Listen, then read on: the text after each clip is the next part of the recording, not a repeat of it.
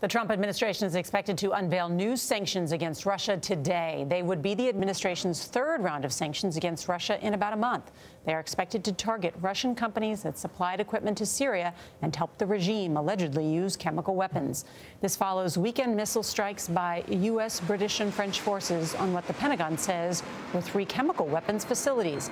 Seth Doane is the only network correspondent inside Syria. This morning, he visited the town of Douma, which was hit by the suspected Syrian government chemical attack. Good morning from Douma, the biggest city in eastern Ghouta, and a hard-fought battle for Syrian forces. We have been invited here today, brought in by the Syrian government to show that they are in control of this place.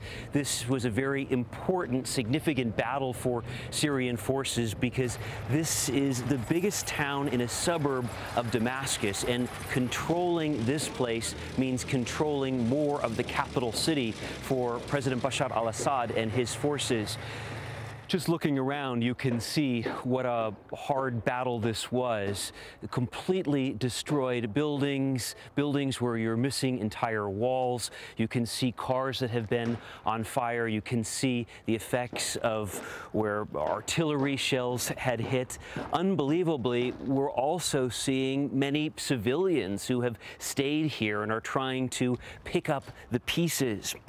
President Bashar al-Assad and his forces, since that missile strike by coalition forces, have gone out of their way, apparently, to show that they are still in control. Of course, the Russians were vital as an ally in this battle, and we saw images from over the weekend of Assad meeting with lawmakers, already starting to look forward to rebuilding his country, saying $400 billion would be needed to rebuild Syria's economy.